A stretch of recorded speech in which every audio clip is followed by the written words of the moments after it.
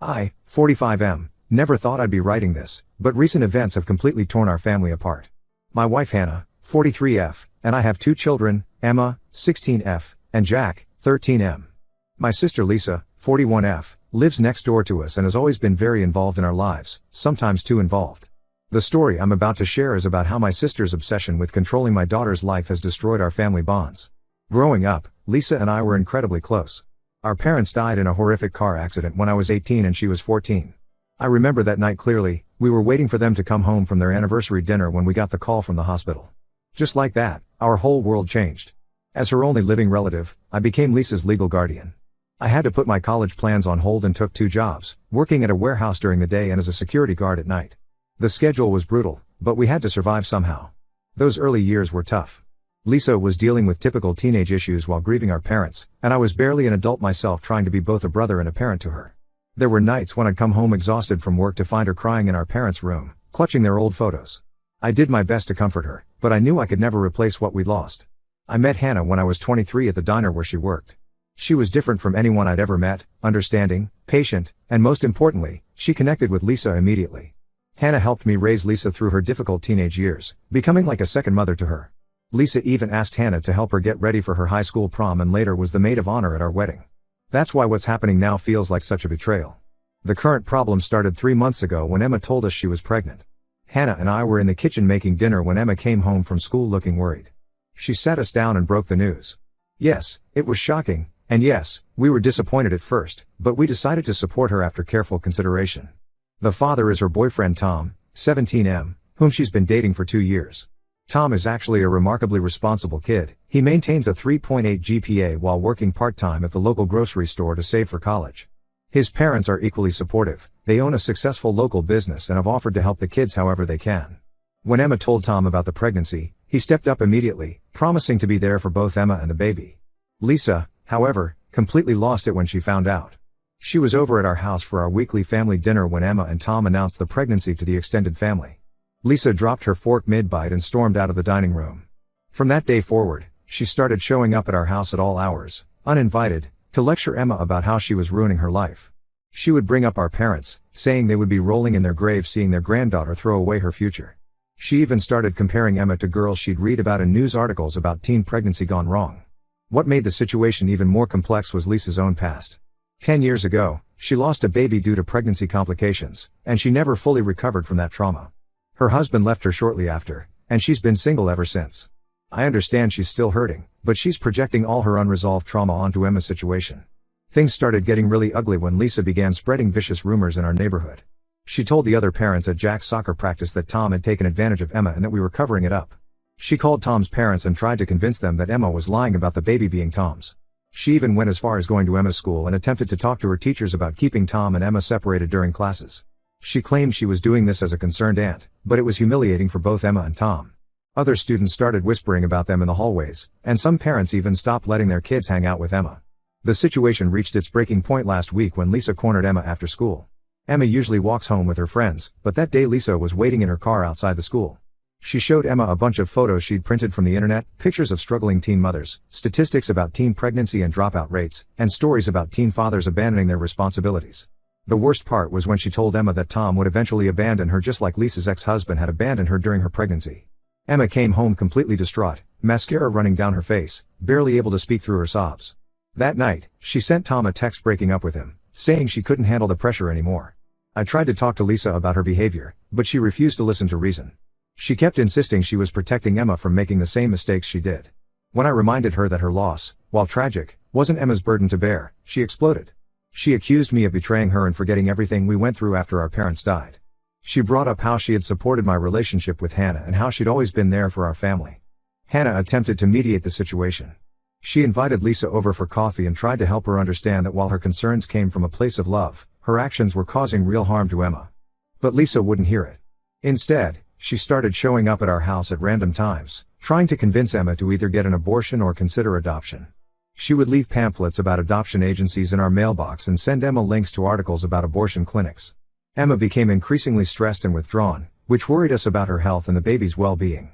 When we asked Lisa to stop, she accused us of choosing Emma's mistake over family loyalty. I finally reached my breaking point yesterday. I told Lisa she was no longer welcome in our lives until she could respect our decisions as parents and apologize to Emma and Tom for her behavior. I changed our locks and made it clear that if she continued harassing Emma, I would get a restraining order.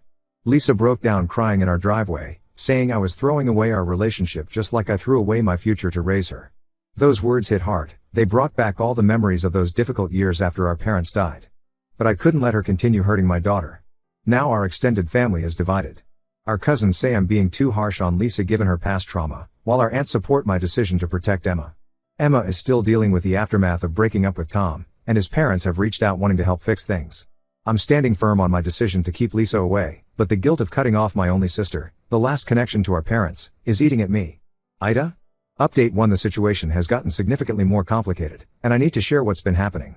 After my original post, Emma and Tom started texting again. It began with Tom sending Emma a simple message asking about her health and the baby. Emma had been miserable since their breakup, barely eating and spending most of her time in her room, so seeing her smile at her phone again gave us hope. They started having long conversations late into the night, trying to figure out how to move forward together. However, Lisa somehow found out about their reconnection, and her reaction was explosive. Last Thursday, she showed up at the grocery store where Tom works. I heard about what happened from multiple sources, including Tom's manager and several customers who witnessed the incident. Lisa walked into the store during Tom's shift and started screaming at him in front of customers, calling him a predator and accusing him of taking advantage of underage girls. She even pulled out her phone and started recording him while following him around the store, demanding he admit to manipulating Emma. Tom tried to stay professional and asked her to leave, but Lisa only got more aggressive. She started knocking items off the shelves and demanding to speak to the manager. When the manager came out, Lisa launched into a tirade about how they were employing a sexual predator and threatened to call the local news stations. Thankfully, the manager, Mr. Johnson, has known Tom since he started working there 2 years ago and was aware of the whole situation. Emma used to come to the store to have lunch with Tom during his breaks. Instead of firing Tom, Mr. Johnson called the police and had Lisa escorted out. He later told Tom's parents that Lisa had also been calling the store multiple times a day, trying to get information about Tom's schedule. But that's not even the worst part. Yesterday, Emma came to us with something disturbing. She showed us her social media accounts, where she'd been receiving messages from what appeared to be other teenage mothers sharing horror stories about their experiences. These accounts were sending her detailed stories about being abandoned by their boyfriends, dropping out of school, and ending up homeless. Emma had been emotional about these messages, thinking these were real people trying to warn her. However, she noticed something odd. All these accounts were created within the last month, and they all used similar writing patterns. Hannah and I spent hours going through these messages with Emma, and we discovered that Lisa had created at least 5 fake social media profiles. She'd been using these accounts to manipulate Emma's emotions and pressure her into terminating her pregnancy. She even went as far as to create a fake profile pretending to be Tom's non-existent ex-girlfriend, claiming he had gotten her pregnant last year and abandoned her. The most shocking revelation came yesterday when Hannah ran into Amanda, Lisa's ex-husband's new wife, at the grocery store. Hannah and Amanda got to talking, and what Amanda revealed turned our whole understanding of the situation upside down. According to Amanda, Lisa had never actually been pregnant 10 years ago. The miscarriage story that Lisa had used to guilt-trip Emma was completely fabricated. Amanda explained that Lisa's ex-husband, Mark, had left her because of her increasingly obsessive behavior and her lies about being pregnant to try to keep him from leaving. The real story, as Amanda explained it, was that Lisa had stopped taking her birth control without telling Mark and had been trying to get pregnant without his knowledge. When he discovered this and confronted her about it, she claimed she was already pregnant. Mark asked for proof, but Lisa kept making excuses about why she couldn't show him any test results or ultrasound images. This went on for months, with Lisa claiming to be pregnant while refusing to see a doctor. The final straw came when Mark discovered she had been browsing websites about how to fake pregnancy symptoms and documents. He left her immediately after that. Lisa had managed to keep this secret from all of us for a decade. She'd created such an elaborate story about her loss that none of us ever questioned it. She even had a small memorial shelf in her house with a teddy bear and supposed ultrasound photo, which we now know she must have gotten from the internet. When Hannah confronted Lisa with this information, trying to understand why she'd maintained this lie for so long, Lisa had a complete meltdown. She started screaming that none of us understood her pain and that she had to lie because everyone expected her to be happy about Hannah and me having kids while she couldn't have any of her own. She admitted to the fake pregnancy but tried to justify it by saying she had wanted a baby so badly that it felt real to her. She even tried to claim that her lie was different from other lies because she had genuinely grieved for this non-existent baby. Through all of this chaos, Tom's parents have been incredibly supportive. They came over last night for dinner, and we all had a long discussion about how to move forward. They've offered to convert their guest room into a nursery since they live closer to the high school, making it easier for Emma to continue her education after the baby arrives. They also want to help Tom and Emma set up a small business doing social media management for local companies, building on Tom's experience from helping at his parents' business. Seeing this level of support and acceptance from Tom's family seems to have made Lisa even more unstable.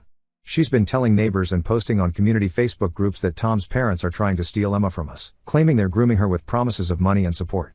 She's even started driving by their house multiple times a day, taking photos of who comes and goes. We're seriously considering that restraining order now, not just for Emma's protection but for everyone involved. Update 2: Things have taken an even more twisted turn in our family situation. We discovered something that explains Lisa's obsessive push for Emma to get an abortion or give up her baby for adoption. It turns out she's been involved in something far more sinister than we initially thought. Last week, a couple showed up at our front door, Michael and Jennifer Torres. They looked nervous and asked to speak with Lisa about the adoption paperwork she was handling. Hannah and I were completely confused. When we told them Lisa didn't live here and asked what adoption they were talking about, their faces fell. They pulled out their phones and showed us months of text messages between them and Lisa. The messages revealed that Lisa had been promising them Emma's baby. She had contacted them through an adoption support group on Facebook 3 months ago, presenting herself as Emma's legal guardian. She told them that Emma was a troubled teen who couldn't keep the baby, and that she, as the responsible adult in the family, was handling all the arrangements.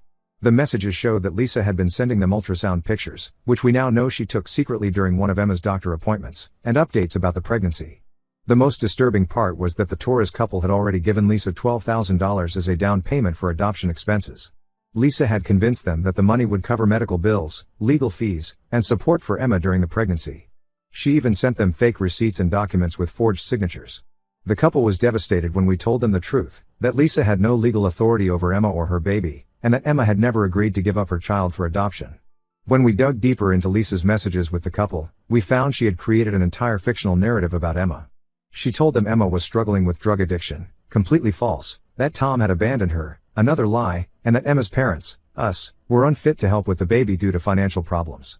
She had essentially crafted a story that painted herself as the only responsible adult in Emma's life. The revelations hit Emma hard, but they also gave her clarity. She immediately called Tom, and they had a long, honest conversation about everything that had happened. They decided to get back together, realizing that they had let Lisa's manipulation tear them apart. They're now working with Ms. Rodriguez, the school counselor, to plan their future together. The baby is healthy, they learned last week it's a girl, and seeing the ultrasound together seems to have strengthened their commitment to making things work. Tom has really stepped up. He talked with his manager and took on extra weekend shifts at the grocery store. He's also looking into community college programs that offer flexible schedules for working parents. His parents are helping him research scholarships specifically designed for young fathers continuing their education. Emma's been inspired by Tom's initiative and is working with her teachers to arrange a modified schedule that will let her complete her junior year before the baby arrives. However, Lisa's lies haven't just affected our family. We've learned she's been presenting herself to the neighborhood as a licensed counselor specializing in troubled teens. She's been charging parents for advice about their children while simultaneously spreading false stories about our family situation to validate her expertise. One parent, whose daughter was struggling with anxiety, paid Lisa $500 for counseling sessions before discovering Lisa had no credentials or training. This parent reported Lisa to the State Board of Licensed Counselors, which prompted an investigation into her activities. The investigator found that Lisa had been operating this fake counseling service for over 6 months, seeing multiple clients in her home office and even writing unofficial prescriptions for herbal supplements she claimed would help with various mental health issues. The Torres couple is planning to take legal action to recover their money. They've been kind enough to share all their documentation with us, which will help if we need to take further legal steps to protect Emma. Tom's parents have put us in touch with their family lawyer, who is helping us understand our options. We held a family meeting last night, Emma, Tom, both sets of parents, and Jack, who's been struggling to understand everything that's happening. We all agreed that we need to focus on the future and create a stable environment for Emma, Tom, and their daughter. Tom's mom suggested we start planning a small baby shower, something positive to look forward to after all this stress. Seeing everyone come together to support these kids has been the one bright spot in this whole mess. Update 3: The dust has finally settled on this whole situation, though not in a way anyone could have predicted. Lisa moved away last month after the investigation into her fake counseling business became serious. The state board found evidence that she had counseled at least 15 different families, collecting over $7,000 in fees while dispensing potentially harmful advice about mental health and medication. Before she left, Lisa sent Emma a letter that I think shows she hasn't really changed. The letter started with an apology, but quickly devolved into justifications and subtle guilt trips. She wrote about how she was just trying to protect Emma from making life-altering mistakes, and how someday Emma would understand that an aunt's love sometimes means making difficult choices. She even had the audacity to suggest that Emma name the baby after her, saying it would be a way to keep family connections strong despite the distance. Emma and Tom are doing remarkably well considering everything they've been through. Emma switched to online classes to finish her junior year early, maintaining a 3.9 GPA despite all the stress. Tom not only got promoted to shift supervisor at work but also got accepted into a local community college's business program that offers hybrid classes. They're both excited about the baby, who's due in 3 months. The nursery at Tom's parents' house is almost finished. They went with a woodland theme that Emma designed herself. We did end up getting that restraining order against Lisa. The final straw came when she tried one last time to interfere by sending anonymous letters to every college in our state where Tom had applied for their early admission programs. The letters warned the admissions offices about accepting a teen father with supposed anger issues, completely fabricated. Thankfully, Tom's excellent recommendations from his teachers and employers spoke louder than these anonymous accusations. The judge granted the restraining order immediately after seeing our evidence file, which included all the fake social media accounts, the Torres couple's documentation, and statements from the family she had scammed through her fake counseling practice. The Torres couple, Michael and Jennifer, showed unexpected kindness through all of this. After initially planning to press criminal charges against Lisa for fraud, they decided not to pursue that route when they saw how unstable she was becoming during the small claims court hearing. They did get their money back through the court, and Lisa was ordered to pay an additional $3,000 in damages. Michael and Jennifer even sent Emma a gift basket with baby supplies and a heartfelt note expressing their hopes for her and the baby's future. Our extended family finally stopped pressuring us to reconcile with Lisa when the full scope of the adoption scam came to light. Even our Aunt Patricia, who had been Lisa's strongest defender, admitted that Lisa's actions had gone far beyond what family loyalty could excuse. The last we heard, Lisa was living in Arizona with a distant cousin, supposedly getting help for her issues, though we're choosing to keep our distance and focus on our family's healing. Emma and Tom's relationship has grown stronger through all of this. They've started attending parenting classes together at the local community center, and Tom's mom drives them to every appointment. They're young, but they're handling this situation with more maturity than many adults I know. They've even started a small social media management business together, using skills they learned helping Tom's parents with their business's online presence. Hannah and I have noticed positive changes in our family dynamics too. Jack, who was initially confused and upset about everything, has become a supportive brother to Emma. He's excited about being an uncle and has been helping paint the nursery at Tom's house. Our weekly family dinners now include Tom's family, and watching both families blend together to support these kids has been heartwarming.